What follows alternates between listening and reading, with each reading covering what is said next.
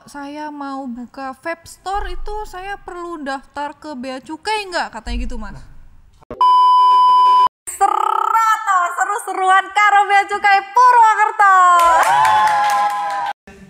Assalamualaikum warahmatullahi wabarakatuh. Halo kanca bacem semuanya, bertemu lagi dengan saya Oyi di acara Serato seru-seruan karo Bea Cukai Purwokerto. Masih seru di sini, alhamdulillah. Bertemu lagi di episode yang kedua. Setelah kemarin di episode 1 kita membahas tentang email.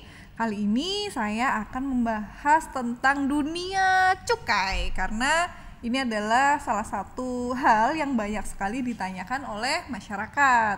Untuk itu, saya sudah mengundang teman saya dari Seksi Pelayanan Kepabeanan dan Cukai dan Dukungan Teknis.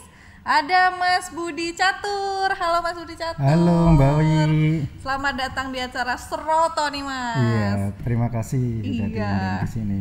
Gimana kabarnya nih Mas Budi? Alhamdulillah kabar saya baik. Gimana kabar Mbak Oyi? Alhamdulillah sehat saya. Alhamdulillah waras wiris waras. Iya, alhamdulillah. Semoga selalu waras ya Mas ya. Alhamdulillah ya. Iya, sibuk Mas Budi?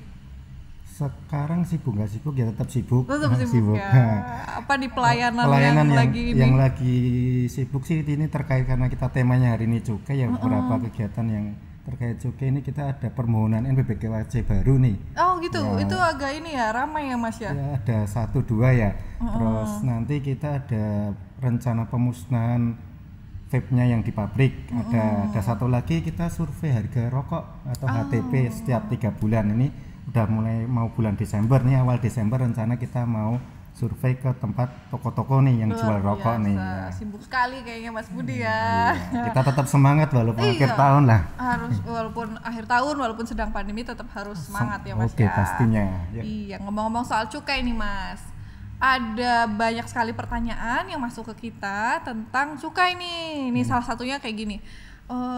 Kalau saya mau buka vape store itu saya perlu daftar ke Bea Cukai nggak? Katanya gitu Mas. Nah, kalau vape store kan yang jual ini ya jual vape-nya ya, liquidnya itu nggak perlu daftar ke Bea Cukai. Itu yang perlu daftar ke Bea Cukai atau punya izin itu yang pengusaha pabriknya yang buat atau yang memproduksi vape-nya saja. Oh, mereka yang harusnya daftar ke Bea Cukai ya. Betul. Daftar itu apanya Mas yang didaftarkan? Mereka ngapain tuh daftar? Ngapain ya?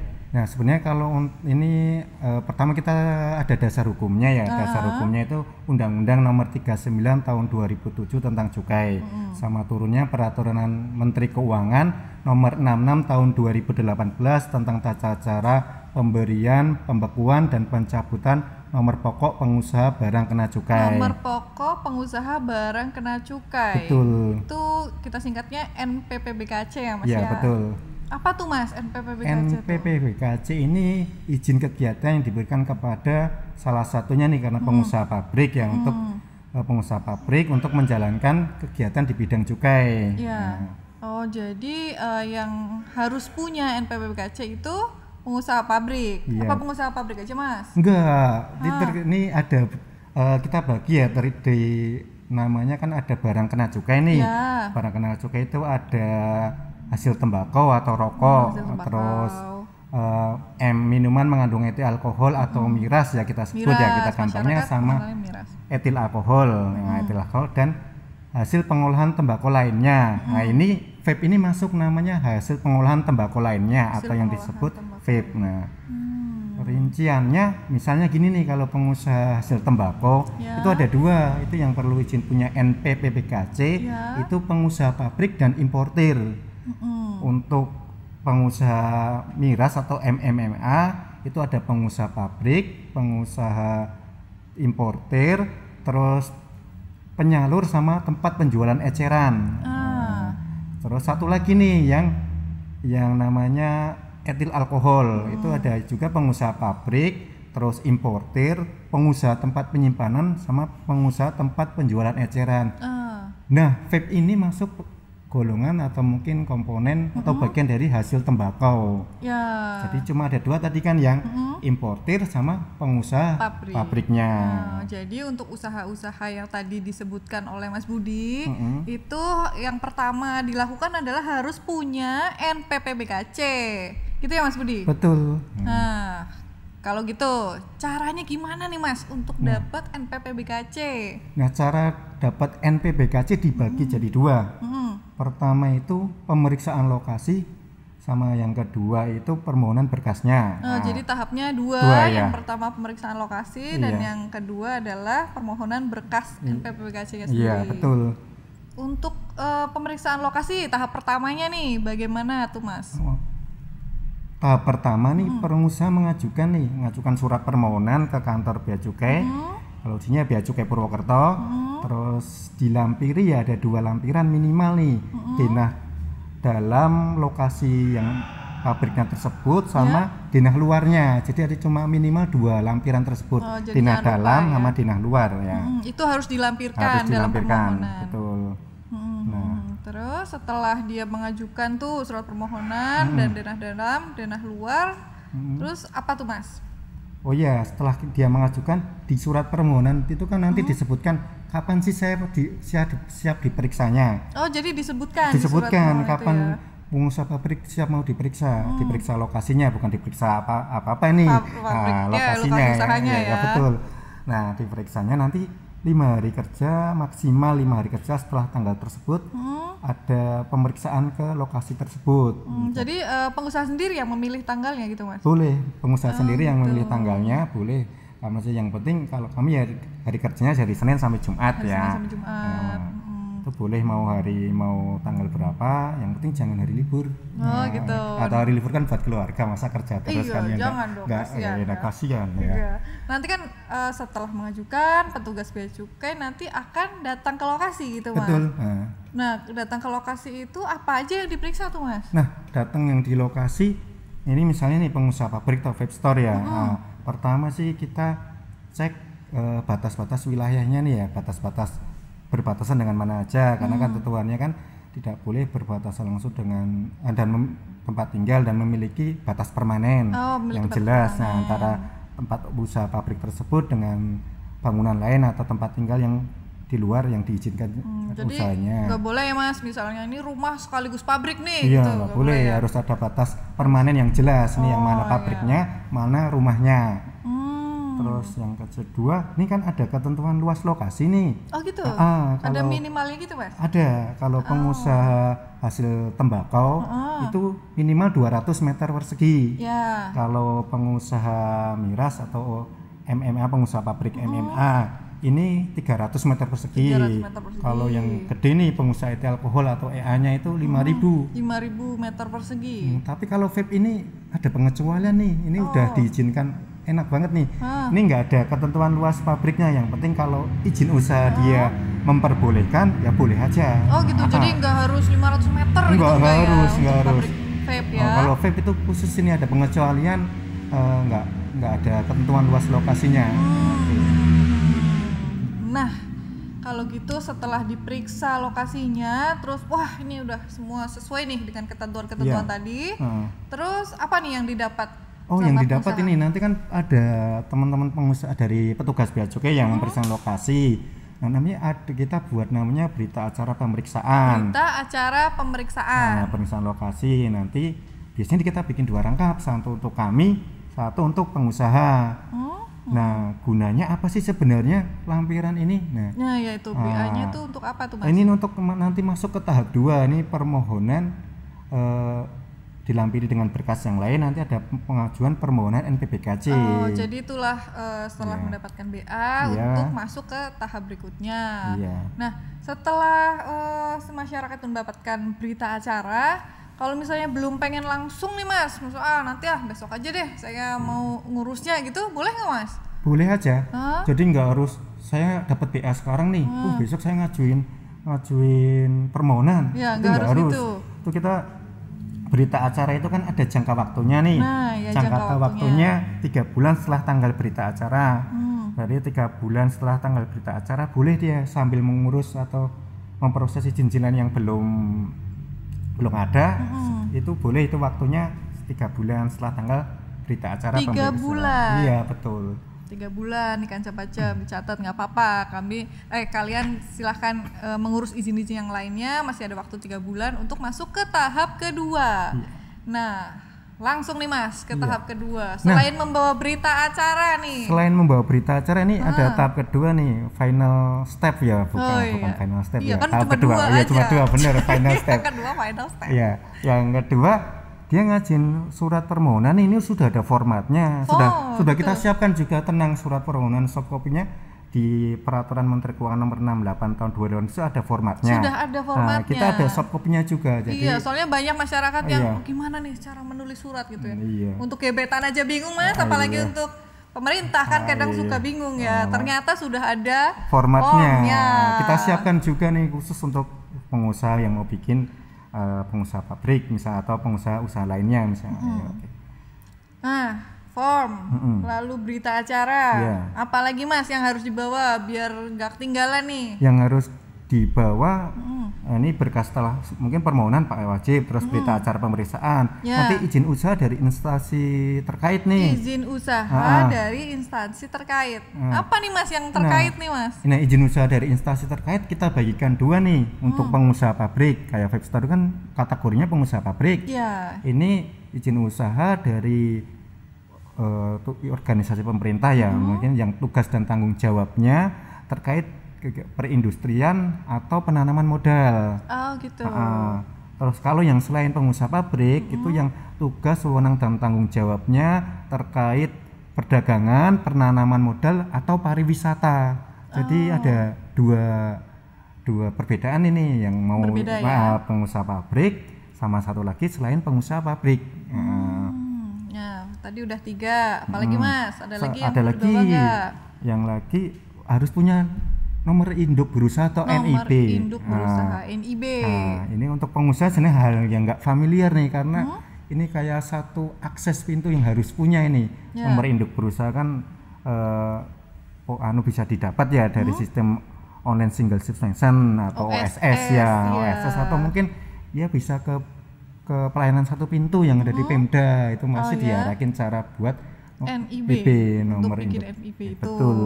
Oke, udah 4 nih Mas. Ada lagi nggak Mas? Minimal berkas yang dilampirin selanjutnya itu untuk pengusaha pabrik ada daftar mesinnya nih. Daftar mesin? Iya, mesinnya yang dipakai untuk memproduksi itu apa aja nih? Gitu. Itu harus ada. Mesin penggiling, mesin apa misalnya gitu? Misalnya mesin penggiling atau yang naruh kapnya pita cukainya nanti. Dibikin daftar. Iya, daftarnya. Terus selanjutnya ada daftar untuk pengusaha pabrik hasil tembakau nih. Ini daftar penyalur yang langsung beli langsung dari pabriknya. Itu juga harus dilampirkan ya. Penyalur tingkat pertama, misalnya vape store ini itu kan langsung kategori pengusaha pabrik. Yang langsung beli dari dia itu siapa aja. Langsung. Itu jadi lampirannya itu. Iya. Itu aja Mas atau ada lagi? Lampirannya itu kan udah sampai itu ya, sampai terakhir daftar mesin, daftar itu sama ini ada lagi nih surat pernyataan kesanggupan intinya. Surat pernyataan kesanggupan. Sanggup apa tuh Mas? Sanggup apanya? Intinya ini kalau bikin pabrik itu tidak boleh baik nama atau tulisan atau pengucapannya itu sama dengan nama pabrik sebelumnya. Jadi nggak boleh nih nyamain gitu sama misalnya, pabrik yang udah ada biar kembar gitu. Biar kembar nggak boleh, kita bukan pabrik kembar, nggak boleh. Biar sama kerennya gitu, saya bikin kembar gitu nggak boleh ya Mas ya. Nggak boleh.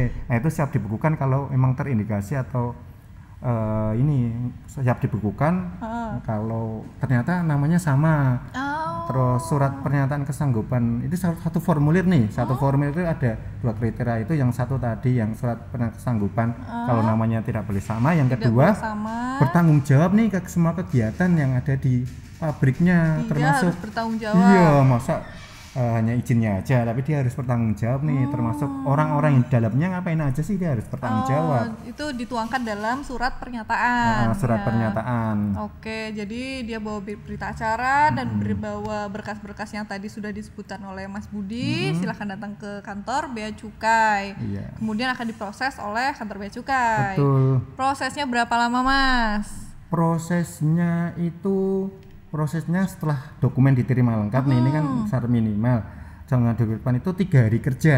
3 hari kerja. Jadi nggak perlu nunggu lama-lama, cukup 3 hari nih, Senin, Selasa, Rabu, 3 hari pasti udah ada hasilnya ya Mas ya? Habisnya mau surat keputusan nanti NPPKC atau surat penolakan nanti 3 hari kerja pasti keluar. 3 hari kerja. Jadi masyarakat nggak akan digantung, pasti ada kepastiannya ya, apakah sudah dapat NPPBKC atau belum gitu ya. Pokoknya kalau berkasnya lengkap, syarat-syarat terpenuhi dalam 3 hari akan keluar hasilnya. Keluar NPPBKC-nya gitu ya Mas ya. Betul. Terus setelah tadi kita menyiapkan berkas-berkasnya dan segala macam, ada satu lagi nih, masyarakat pasti kadang deg-degan nih. Bayar berapa nih untuk bikin NPPBKC nih? Apakah saya perlu bayarin angkotnya nih untuk pegawai bea cukai yang datang ke pabrik saya? Atau bayarin gojeknya? Iya, mau bayarin gojeknya nih datang ke pabrik saya nih. Ada biayanya nggak Mas nih untuk bikin kita NPPBKC? Gratis tanpa biaya, tanpa dipungut biaya apapun, gratis tanpa persen apapun ya biayanya, nggak ada biaya sama sekali. Nggak ada biaya sama sekali. Tuh pemirsa, gratis, jadi nggak perlu saya bawa uang saku berapa ya ke kantor bea cukai, nggak perlu, nggak ada biaya ya Mas. Tidak ada biaya. Wah luar biasa banget. Terus nih setelah kan ada yang satu kelewatan tuh tadi. Apa? Berkas yang dilampirkan tuh ada. Nih kalau kita ke bank kan ya, ke bank itu kan ada formulir nih yang untuk kayak bikin buku tabungan tuh. Pasti ngisi kita ngisi namanya juga data registrasi tuh barang kena cukai namanya. Data registrasi barang kena cukai. Betul. Dapatnya dari mana tuh Mas registrasi? Kita ada formulirnya nih. Udah kita siapin formulirnya nih. Jadi semua sebenarnya udah disiapkan oleh kantor bea cukai. Tadi form registrasi, terus ada surat permohonannya juga sudah ada ini ya Mas ya. Iya. Sangat mudah ya pemirsa. Kayak ini ya, kayak acara TV. Kanca Bacem sangat mudah kan, begitulah caranya. Kalau udah dapat NPPBKC Mas, itu berapa lama berlaku tuh Mas? Kalau kayak surat-surat lain kan kadang ada masa berlakunya ya. Kalau NPPBKC? Yang NPBKC ini ada 2 nih, ada yang berlaku seumur atau mungkin ya kalau selama tidak ada pencabutan tetap berlaku terus ya. Itu ada juga yang berlaku 5 tahun nih. Berlaku 5 tahun? Selain yang 5 tahun ini pasti berlaku sampai tidak ada pencabutan. Yang berlaku 5 tahun apa aja nih Mas? Itu untuk pengusaha MMA nih yang miras nih ya. Miras itu ada penyalur sama pengusaha tempat penjualan eceran. Penyalur dan pengusaha tempat penjualan eceran itu 5 tahun. 5 tahun. Sama yang satunya lagi ada nih, yang EA nih, etil alkoholnya ini yang pengusaha tempat penjualan eceran. Nah, itu juga 5 tahun. Nah, sebelum masa berlakunya habis nih 2 bulan sebelum itu ya diperpanjang nih, melakukan pengurusan perpanjangan. Iya, karena kalau nggak pengurusan perpanjangan efeknya kalau lewat nih hangus ya. Dia berarti harus bikin izin dari awal, dia ngelakukan permohonan lokasi sama pemeriksaan berkasnya, padahal tinggal menyampaikan pemberitahuan nih bahwa sebenarnya untuk existing perusahaan ini masih bergerak atau tidak, atau masih existingnya masih ada atau tidak. Kalau selain itu dia akan berlaku terus kecuali ada pencabutan. Wah, terima kasih Mas Budi penjelasannya tentang NPPBKC. Sama-sama. Sudah sangat lengkap menurut saya, tapi menurut masyarakat belum tentu Mas. Kadang ada kasus-kasus tertentu yang masyarakat tuh masih penasaran, kalau begini bagaimana gitu. Nah, kalau ada yang perlu ditanyakan, jangan lupa langsung saja tulis di komen di bawah. Tulis saja permasalahannya apa dalam mendapatkan NPPBKC ini. Akan ada petugas yang siap menjawab pertanyaan-pertanyaan kalian. Tenang saja. Itu saja Mas Budi. Terima kasih sekali waktunya. Sama-sama. Terima kasih sekali penjelasannya yang luar biasa, sangat komprehensif. Wah. Sama-sama. Iya, jangan kapok ya Mas Budi kalau diundang lagi ke sini. Tidak. Kita beda gedung aja nggak pernah kapok. Tenang. Jangan kapok Mas Budi. Kapan-kapan saya undang lagi ke sini loh Mas Boleh Budi. lah. Nah, buat Kanca Bacem semua, jangan lupa like, subscribe, dan share ke teman-teman kamu supaya mereka semua mendapatkan informasi ini. Dan sampai jumpa Mas Budi di episode-episode selanjutnya. Jumpa lagi di episode selanjutnya dalam acara Seru-seruan karo Bea Cukai Purwokerto.